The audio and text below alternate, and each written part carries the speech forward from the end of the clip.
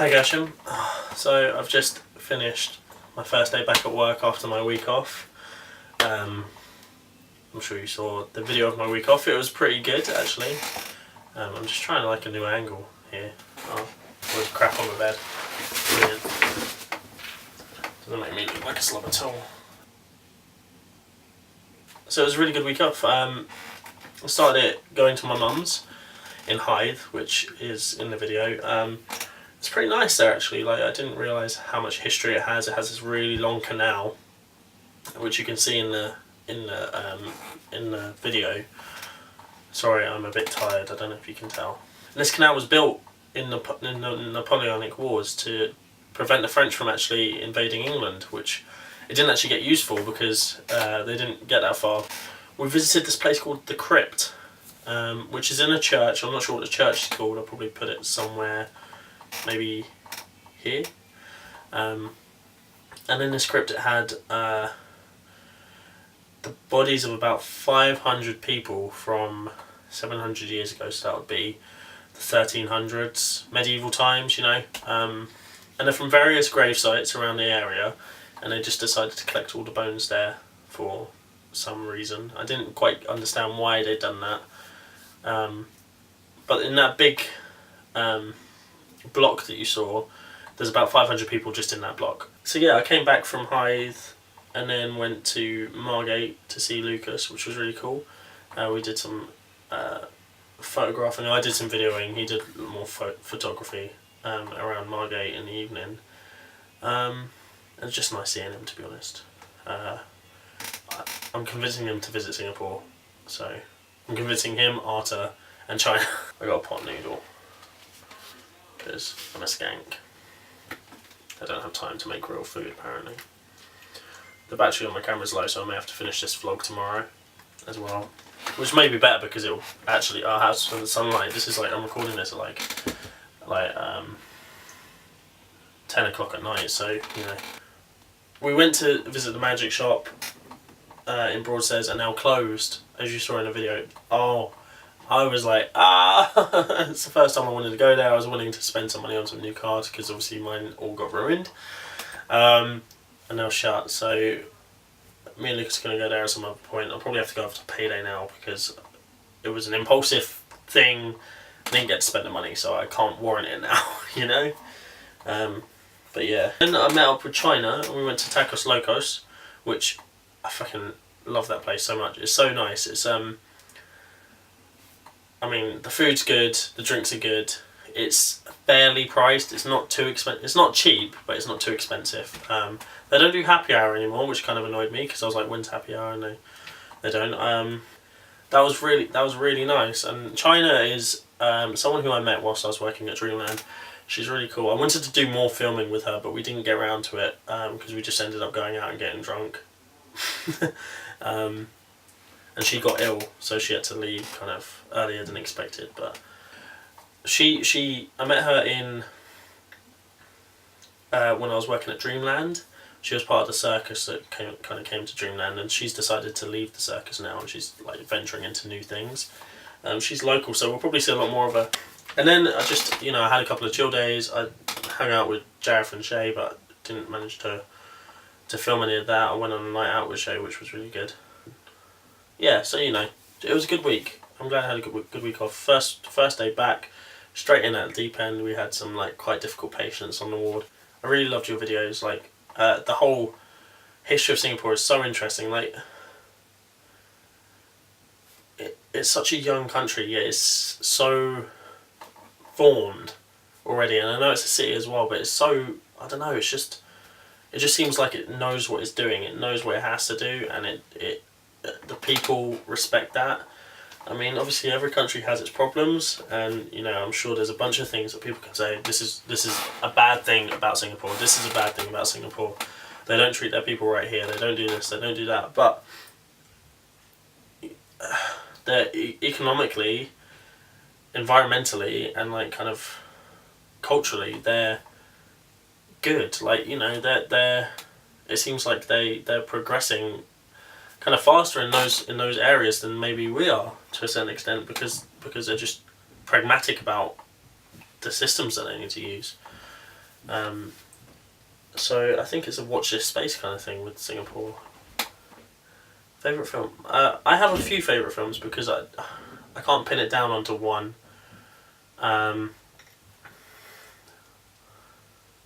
One of them is going to be 300 because it's the most rewatchable film I have, because I can watch it when I'm about to fall asleep. I can watch it in the middle of the day. It's just, the story isn't too complicated. It's quite a simple story. The characters are fairly simple as well, but they're you know, they're characters you can relate to. I think it's visually incredible. Zack Snyder always does visually incredible stuff. Batman v Superman, Man of Steel, you can say what you like about them. Visually, they are some of the most incredible movies you'll ever watch. However, he doesn't get the story aspect. He doesn't get the character development or the niches. Nerdwriter did a really great video on this, actually, talking about moments. How moments in movies are necessary, you need to have them. But what Zack Snyder does is makes every scene a moment, and it detracts from the rest of it. Doesn't allow anything to build into it, because if you have moment, there's no flow. If you have a flow, and then you have a moment, that will stick with you for a long time. And this is the thing, like, all of Zack Snyder's movies are quotable. You can quote, you can do quotes from 300. You can I could pretty much quote the entire movie if I wanted to, just because they're all one-liners. They're all trying to be significant. And if you have too much significant moments, you lose significance in the entire thing. But Nerdwriter explains this a lot better. I'm just gonna eat some of this quickly. Okay. But yeah, so 300 is definitely one of my favourite films. Prestige, one of the best magician movies. No, okay, take that back. The best magician movie ever. It's Christopher Nolan. Christopher Nolan is just brilliant. I mean, I'm not a big fan of Batman Begins, but Dark Knight and Dark Knight Rises are two really good films. Dark Knight, better. But his more original stuff, like Inception, Prestige, and Interstellar, those are three of the most iconic movies of the past decade, I think. Inception certainly, well, no, yeah, they are. They're just, for me, they are. I think if you said those three movies, people would, in about 50, 60 years time, people will look back and think those films were the niche, the bee's knees in terms of our cinema. Prestige is very much one of these. Nerdwriter does a really good video on Prestige as well, which I might link below as well, actually. But basically, it takes the concept of being a magician and puts it into a film perfectly.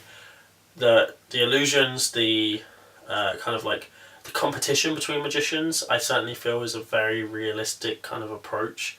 There is a lot of competition between. You can take two magicians and you can say, oh, we're not competitive, but they are. They're trying to compete. A lot of magicians, their sole purpose is to compete and fool other magicians. The entire premise of Fool Us, but with Penn and Teller, is magicians fooling magicians. What is the point? I don't see the point in that. I don't want to fool magicians. I don't care if a magician knows how I do my tricks. I want to fool Jane Doe down the street. That's who. I don't even want to fool her. I want to inspire her. I want to create real magic that she thinks is incredible and awe-inspiring and stuff like that. I don't like this whole, oh, he fooled me mentality. But that is the point that a lot of magicians have, and they take that to the extreme and try and trick other magicians. And this is where you get these tricks that are like, they trick magicians into buying their tricks as well. A lot of magicians make their money through selling tricks, and to sell tricks you have to trick a magician, because if a magician can see how your trick is done through the trailer or anything like that, you automatically lose the money because they can just recreate it. If they can't see how it's done, then you make the money because they need to know, so they buy it. A good example is like I actually got fooled into buying an effect. I'm not going to name it or anything, but I got fooled into buying an effect because he didn't include the entire premise in the video. So he shows the end step of the trick, and there's a bit at the beginning that he misses out, and that bit at the beginning I already knew, and it was just the presentation was different. So I spent £40 on this effect that I already knew, and I messaged him after and I said, look, I already knew this effect. I think it's dumb that you didn't show the first bit, because that meant I bought this trick, and you essentially fooled me into buying it because it made it look like something else. It made it look even more incredible than it already was, which I have done with the effect as well. However, I didn't do it to sell the trick. I did it to make the trick look more incredible on film, for instance. So yeah, like the Prestige, just going back to the Prestige, shows that competitive nature, that trying to, you know, Hugh Jackman is trying to figure out how Christian Bale's character does this effect without, you know, and he comes up with this ridiculous response almost. Like, I mean, I don't know if you've seen the film, I don't want to ruin it for you, but you know, he goes out of his way to recreate the effect that Christian Bale's character is doing, to the point of bordering on like kind of breaching a lot of morals, you know. So yeah, Prestige, it really makes you question, it makes you think about humanity and how far you would go in a certain situation, and actual magic as well. Like there's a magical element there, there's a fantasy element there, which is brilliant. Nerdwriter will explain it better. Nerdwriter will explain Zack Snyder and Prestige better, but they're probably my two favourite films. I really appreciate Limitless. Limitless is a great movie. The premise is flawed to an extent. There are similar drugs that people take. Ritalin is a really good example. ADHD sufferers obviously use Ritalin to help them focus. However, there's people have been distributing the Ritalin, especially in the States, where it's more easily accessible, to help them focus during exams and stuff like that, because it does help you hyperfocus. So there are drugs like that. They're maybe not as powerful as NCT, but they exist. And should we use them? Cognitive enhancers. If someone's better when they're using a drug, is it like in sports where it's doping, or is it acceptable because it's intelligence rather than physical? You know, what difference does it make? Should we allow people to physically dope as well as? It brings up that kind of question: should people be able to use cognitive enhancers? The flaw is obviously the brain thing. That's just a misstatement. That's not true at all.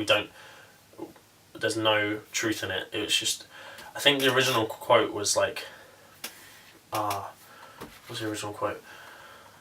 It was nothing to do with how much brain power we use. I can't remember what it was, but it's been misquoted since then. If you look at a brain scan of someone without any of the, because an fMRI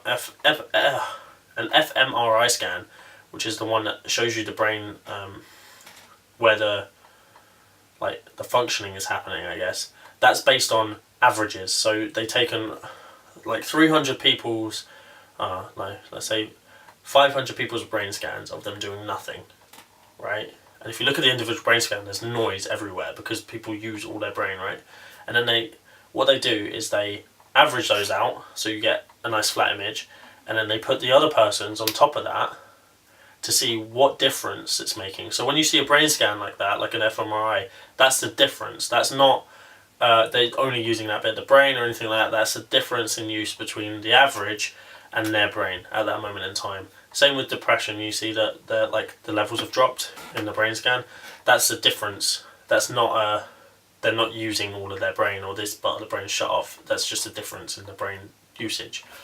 So yeah, it's kind of like, it's just a fallacy, but that's the only problem I have with that movie. The rest of it makes complete sense, and it is fantasy, but it's believable, and I totally agree with you in terms of like, it boosts, it helps him focus, it boosts the intelligence he already has, rather than allowing him to become super intelligent kind of thing. It does allow him to use kung fu when he's only watched movies, so there's that, but you know, it's a movie. It brings up a topic, it gives you discussion, it's not supposed to be realistic. I have a bigger problem with Lucy, which is like, the whole premise is we use 10% of our brain and then it increases and increases. When 100% she becomes a computer, and it's like, that is complete bullshit. So, a bigger problem with Lucy. Limitless is kind of like acceptable. So yeah, I think that's a good movie. I'm going to watch those other two movies. I might do reaction videos, or like do a video after I've watched them. So, because I haven't seen either of those two films that you mentioned, the one with George Clooney, or the Odyssey. I haven't seen either of them. So the vlog that I did today, which is, today's the 12th, I'm hoping to do more like that, but on my channel, because I think that this one's more of a conversation, and I don't think I really got a conversation. I got like experiences through that with you, but not a conversation. I want to start a weekly vlog anyway, so what I might do is I may chuck that kind of style vlog over to my channel. And then if you want to comment on it, or if you want to, or you know, I might comment on it in one of my vlogs, say look at this bit, or take a clip from it. Then I think that'll probably be better, and I'll do that weekly, maybe every Sunday, just because I want to get more content online, get more into it, and a weekly vlog sounds good. I got a lot done, and filming stuff was fun. You know, I got out of the house and went and done some really nice shots. Like, I'm really happy with the shots I did in Canterbury. So maybe I'll just do more of that. So let me know what you think about that. That'll be good. And maybe you can start your own as well, like, you know, on your own channel. Maybe. I look sweaty and my hair's really bad because it was a long day at work. I'm tired. What time is it? Oh, almost time for bed, I think. 10:30. I want to wake up at 6. Bedtime. So, yep. Night night. Alright, so I didn't end up getting my hair cut. I didn't end up waking up at 6. Ended up getting out of bed at 9 o'clock. So, so today I wanted to chat about my job, what I do. The title of my job is Associate Practitioner. It's quite a broad title because it's a new role. They weren't really sure what they wanted it to achieve when they first put it out. They just knew that they needed a band 4 position that was part of the OT team, and so they made the role and then kind of went from there, kind of thing. So there's 2 of us at the moment. There's going to be a third, I believe. Arta is the other one. She's on a different ward to me though. And our roles are basically just like we're under the occupational therapy team, but me and Arta both have psychological backgrounds. So it's kind of merging the psychology that we know with occupational therapy in order to deliver effective kind of like therapeutic time with the patients. And that can be anything. So that can be activities or chats, or we don't actually do any kind of like therapy per se, but we have groups, recovery sessions, and all that kind of stuff. So the idea is that we're there to facilitate the recovery of the patients so that they can be discharged back into the community and receive more treatment there. One of the main purposes of my job is to get people interested in the activities they're doing, like any hobbies they had or work or anything like that they had before they were ill, So say someone was interested in like horse riding, for instance, I would look up all the horse riding clubs in a local area, try and get them back into that whilst they're in hospital. And so it's kind of like doing research in community-based projects, seeing if there's any volunteering going on, see if there's any kind of like groups that are in the area that are based on their hobbies. Sometimes there's not, and you have to do a little bit more digging, but you know, yeah, it is hard sometimes to actually, you know, do the job that is in the description, but that's kind of just part and parcel of working on a ward with acutely ill people. There's going to be people that don't necessarily know where they are, or people that don't believe you're there to help them, and it's important to make sure the environment is as settled and comfortable as possible. And that's not going to happen if you take a member of the team out just to do a group or a one-to-one with someone. You know, that does help with the comfort and stuff, but it's better to make sure the whole ward is safe and the whole ward is comfortable, and then add that on, I think. I enjoy it a lot. I enjoy working for the trust that I work for. It's really good. I've learned a lot more about kind of mental health and psychosis and personality disorder, especially from working here. Like, I feel like now I can take the theory that I learned during my degrees and apply it to real life, and vice versa. Apply that to the degrees. Like, I can now see the reverse, and it's really, really good. So yeah, that's my job in a nutshell. It can be intense. It can be stressful. It can be full on and tiring. But for all of those things, it's doubly rewarding when you see someone go from being extremely ill to being really well and being ready for discharge, and yeah, that's really rewarding. So, and I've always had the like kind of like the mantra that if you can help one person, just one person, change their life around, or sort themselves out, or get better, you know, stop being ill, then you've done a significant job in your role, because you can't help everyone. So yeah, I've got work in an hour and a quarter. So yeah, hopefully it's a good shift, and I think this video wrapped up. By the way, that reservoir looked incredible. So yeah, I like all this filming you're doing out and about. I want to see more of it. So yeah, I think that's me out. Have a good one. Oh, hello. Have a good one, and I'll catch you later, mate.